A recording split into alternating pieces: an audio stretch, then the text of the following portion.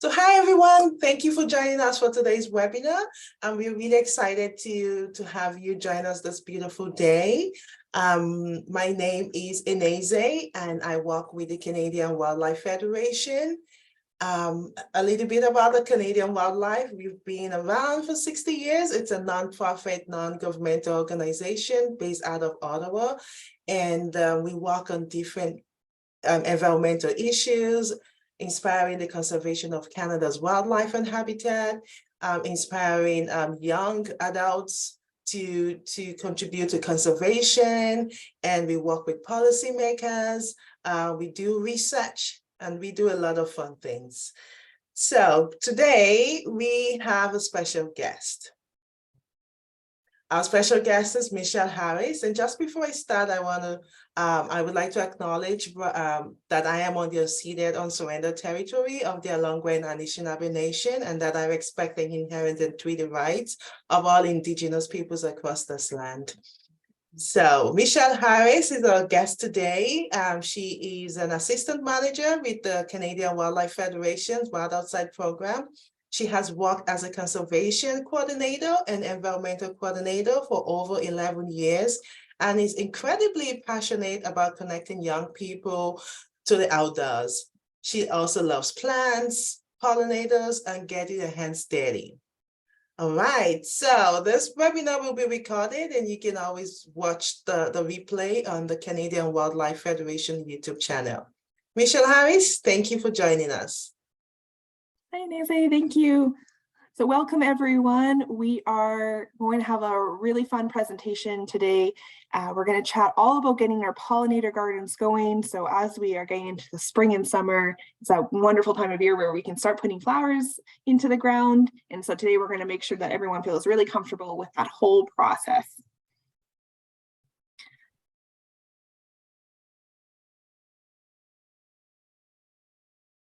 Awesome. So like Eneze mentioned, my name is Michelle Harris. I use she and her pronouns, and I am presenting today. I am actually out of Edmonton, Alberta, so Treaty 6 territory. Edmonton is also known as the Mississauga and Cree is it's most known for. So most commonly known for also working with the Wild Outside program for the past 2 years. And so I've been helping with planting our medallion plants for quite a while. And I personally just really love gardening and just seeing pollinators make their homes in our gardens. So we're gonna be having lots of time to learn today, but we're gonna kind of warm up our eyes and our brains a little bit. And we're first gonna do a really quick garden I spy. So we're going to give everyone here a quick 1 minute to see if we can spot all 7 of our garden tools in this photo. So tools would be any sort of thing that we would use to help with planting our flowers. So if you can spot them, maybe give your classmates a thumbs up if you found all 7 of the garden tools. We'll give everyone a minute here to see if you can spot all of those. And then I'll let you know what they are at the end.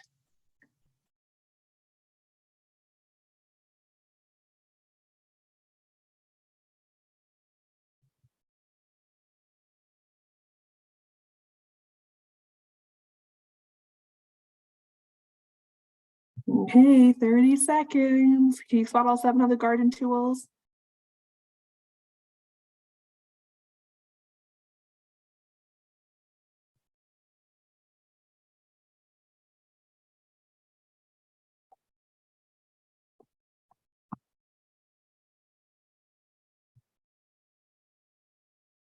All right, last 10 seconds. Let's see if we can find all of them.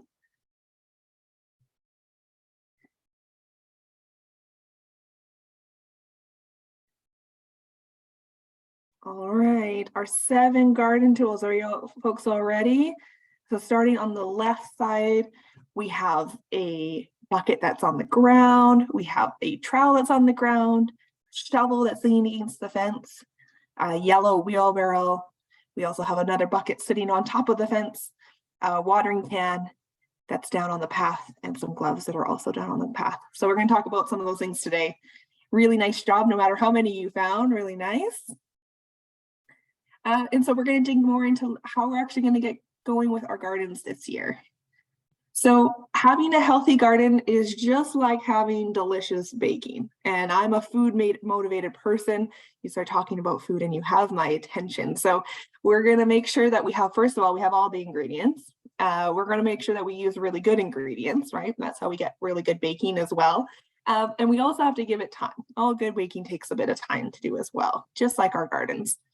So to start off with this, we're going to mention all of our ingredients that we need. So just like when we go baking, we have to get everything out of the cupboards and out of the fridge to get all ready, make sure we're well prepared for that endeavor. And just like with our gardens, we're going to do the same thing. So we need to have, first of all, just some tools like we did in our I Spy, things like our watering cans or shovels and our gloves. These are things that you might already have hanging around at your school or at your home. We can also use things like hoses or trowels and all that fun stuff as well.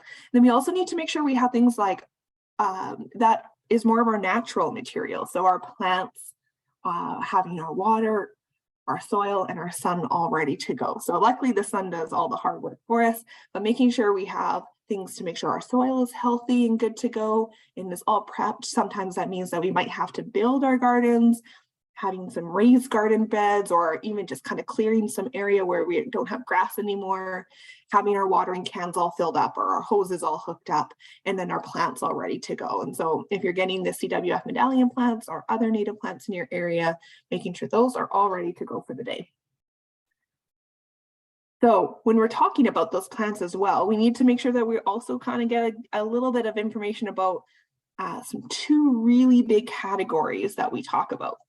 So there's two words that we see a lot with our flowers, and those are perennials and annuals. And it can be a little bit confusing, so we're going to make sure that we have a nice, clear understanding of what these are. So our perennials, these are like our brown-eyed Susan, these beautiful yellow flowers.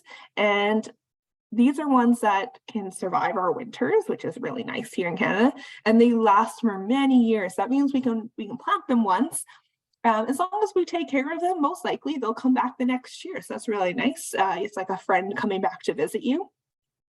And then we also have our annuals. So our annuals, they don't really survive our winter. They're just a little too tough here in most areas in Canada. And then we will need to replant those every year. So those are like our pansies and our marigolds. That's a little pansy that has a little face on it down below.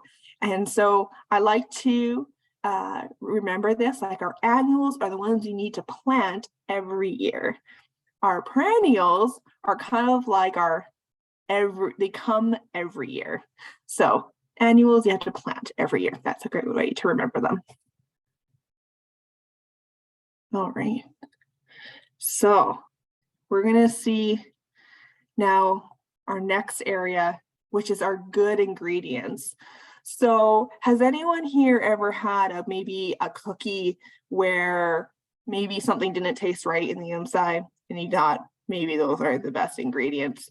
And it's the same thing with our planting, is that we want to make sure that we are using good ingredients. So when we talk about the sun, we don't really have a ton of control over that now, do we? But we can control what kind of plants we are using for the kind of sunny areas that we have. So a lot of plant labels will actually have a little sign that will tell you how much sun it needs. So that's really handy. So we make sure we plant plants in areas that they will be happy. If we leave plants that don't like the sun in the sun for too long, they can actually burn just like we do.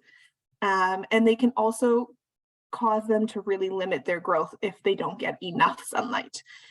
We can add protection though. So if it is a really sunny area, some people will put little sunshades. So that can be kind of like a really thin little sheet over top of our plants that doesn't squash them. So if they don't get too much sun, don't get burned, or sometimes we need to move our garden to a more sunny area. So that's the first thing. We also need to make sure then our soil is also really good. So we want to make sure our soil has lots of nutrients in it. Any old dirt might not do for all of our plants. So adding in things like compost or compost tea, which is where you can actually put compost into little bags and let it soak in water, just like you would with a tea. And then you can pour that onto your plants as well. We try our best to avoid using things like fertilizers and pesticides, as that can really impact our pollinators, which we're trying to protect. So we try to go easy on those. And then also is when we're adding in additional nutrients or ways to store water, is maybe considering other alternatives outside of peat, as our peatlands in Canada are a limited resource and the ones that are getting eaten up really quickly. So we're gonna try to avoid using peat when possible. And then the last thing for our good ingredients is having good flowers. And you might be thinking, Michelle, what do you mean good flowers? So really quickly, does anyone know what might make a bad flower? A few people, hopefully we have some ideas being shared of what is a bad flower. So a bad flower might be one of two things. It might be one that's invasive. So that means that it isn't meant to be living there and it kind of takes over, kicks out all of our native plants. We also want to make sure that these are plants that are also just not covered in chemicals. So if those plants are also going to be home and food for a lot of other little insect friends and sometimes even some of our birds. So we want to make sure that one, they're not invasive, but two, that they're also not covered in chemicals, especially one that's called neonicotinoids. That is a big word. You can try saying it with me. Neonicotinoids. Oh my goodness. So those ones are a type of chemical that can really harm things like our bees. And our CWF medallion plants, we make sure that they don't have that on it, so you're all good to go. But also then having a nice diversity of plants. So it would be like us saying, okay, you can only eat, but you can only eat breakfast. And that would be kind of a crummy way of having to have to eat every day. So what if we could say, though, you can eat breakfast, lunch, and dinner? That would be kind of nice to have 3 meals a day. So just like our flowers as well, our bees and our butterflies and all of our pollinators, they like to have something in the spring, summer, and fall. So we can find flowers that grow and maybe pop up at different times throughout the year. Okay, that makes it a little bit nicer on them as well. So these are all really good ingredients to have in our garden, and things that are pretty easy things for us to keep it in touch with, but also keeping in mind that these really impact our pollinators, which is what a large portion of our plants are about. All right, so our next element here is time. So it takes the time for us to make our baking, and then what? Do we just have raw cookies sitting on a cookie tray? No, right? We don't have that. We have to put them in the oven, and then they have to sit in there for a while too, right? So just like our baking, it takes some time, and our flowers as well are going to take some time. So what does that mean? So first of all, it takes us a while to get ready. I'm going to be out next week doing this, and it takes a lot of time. So that means building our gardens. That means if we're building raised garden beds, maybe digging up some soil. If we already have a garden area, that might mean we need to turn the soil over, which is kind of a funny word. That just means that we're flipping it around a bunch, mixing it up, and adding compost. That's a great time to do that as well. So taking time to make sure our soil, our foundation, all of our ingredients are really good to go. So that takes a bit of time.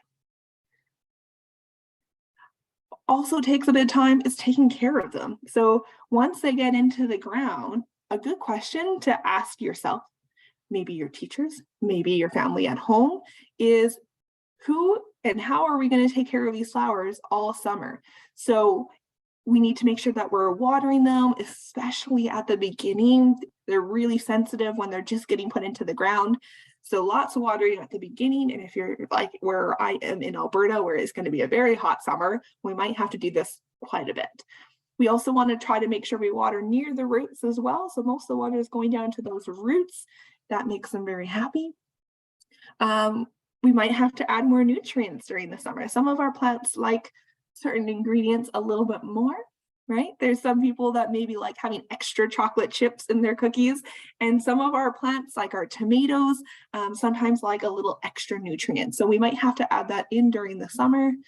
And then it takes some time even just to weed throughout the summer as well. So those invasive plants of ours that might be kind of nuisances and be bugging our native plants and our pollinator flowers, we need to make sure those are getting out of there as well. So this can take a lot of time for us to do, but it's also a really cool way to check in on your garden all throughout the summer. And having a conversation with whoever we are helping out with our gardens, of maybe making sure we have a plan in place to make sure that this can happen throughout the summer and our plants aren't just going to shrivel up. The next thing is our pollinators take some time to find our beautiful gardens as well. So we may or may not see pollinators on our planting day, and that's totally okay. It takes them a while. You have to imagine this, especially like a bee, this tiny little thing is flying around, and our garden is just like a little tiny oasis in our cities. So making sure that we give some time for them to find them as well. And this is also a good excuse to come out and visit our garden later on to see if the pollinators have found a happy feeding spot. And the last thing is that our spending time with our plants is really good for us too. So it's not just us taking care of our plants and our pollinators, the garden then will also help to take care of us.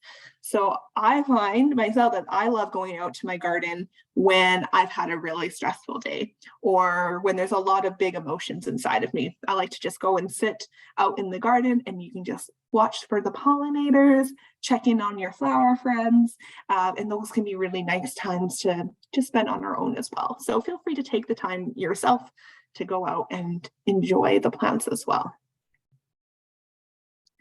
All right. So our CWF Wildlife-Friendly Habitat. So if you are building these beautiful gardens and have the time and really want to get into it, you can take it one step further, which is to get your garden certified with CWF. So what that means is that you can add all sorts of other things to your garden to make them really wildlife friendly. So that could be adding things like maybe a bird feeder or some berry plants that things can munch on, having bird baths, even our insects like having a little bit of standing water to have a drink, having some sort of bug hotel, for instance, like a bee hotel. Having shrubs, so things, especially this time of year when things are nesting, they really love those shrubs. Maybe having some green gardening techniques, so having rain barrels, so we're not just using city water, that we can actually just collect the water that's falling off of our roofs. And then choosing to have native plants. So one of these things we would have already had these really nice healthy plants going in. So if we add in a few of those, we can also then get our garden certified, which means we can get a sign for it. And there are really neat resources about this, about all the ideas. There's so much more ideas about things that we could add, and we can apply online for that. So this might be something that even if you don't get around to this year, it could be something you might want to make plans for next year. And these are things that we can work on even during the winter, things like making bee hotels, making bird feeders, and maybe painting a bird bath or one of our nest boxes, things like that we can do in the winter even. So lots of ways to really keep on going as well. And this can be a really fun time to let our imaginations run wild of all the cool things that we could add to make our gardens really as wildlife friendly as possible. So that top photo there is actually some wild outside youth that were at our community garden just last year.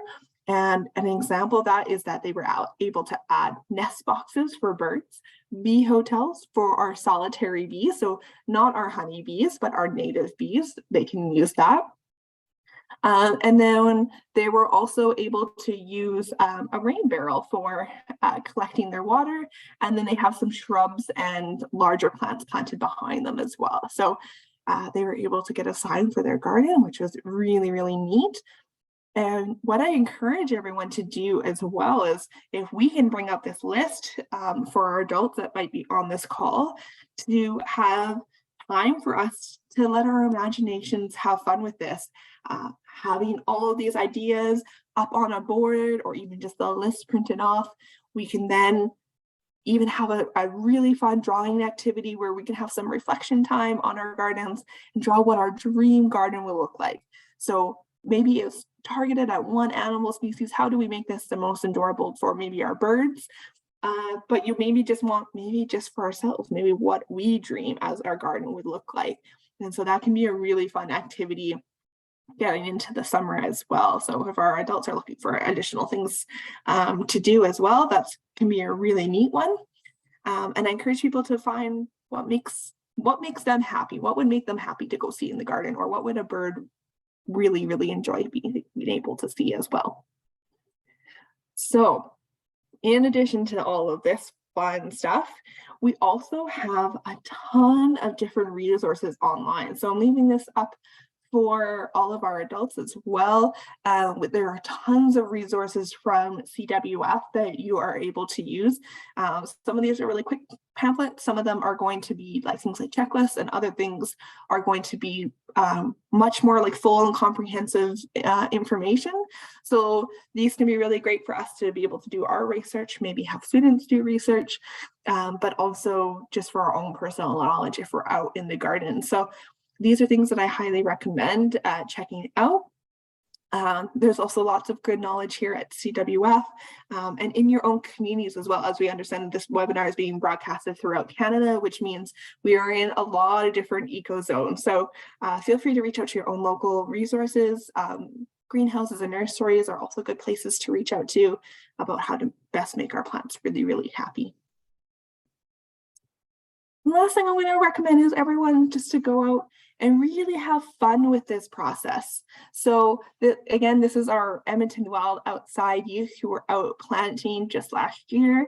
And they made a whole big fun day out of it. We had a picnic lunch, and we were able to do some other service work, and they were building things that day as well. So really just have fun with the whole process, and know that this is also time for us to learn, maybe make a couple of mistakes and do better next year. So gardening is very much a lifelong learning process. It takes a long time to figure out how to do it right. So I encourage everyone, it's okay if we make mistakes. We can apply those next year and just enjoy the process as well. And feel free to reach out to your community for support as well.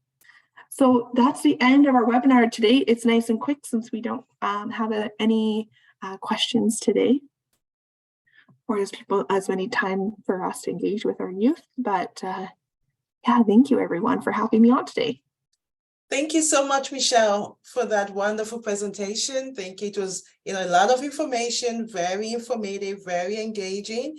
And we hope that you all have learned one or two things on how to start up your pollinator gardens, how to have the basic ingredients in your garden, the different kinds of plants, and how to garden it in an earth-friendly way, right? Avoid plants that have neonics, and some of your plants might need some compost. Just basically taking care of your garden and with love and care, as you would, bake a cake or a cookie. All right, great. So we have come to the end of our webinar. And this link will be available in a few days. We would have it posted on the Canadian Wildlife Federation's YouTube channel. And we would also send the links out to schools across Canada. So thank you so much. It's been a beautiful day. Thank you, Michelle. And have a lovely day. Bye, everyone.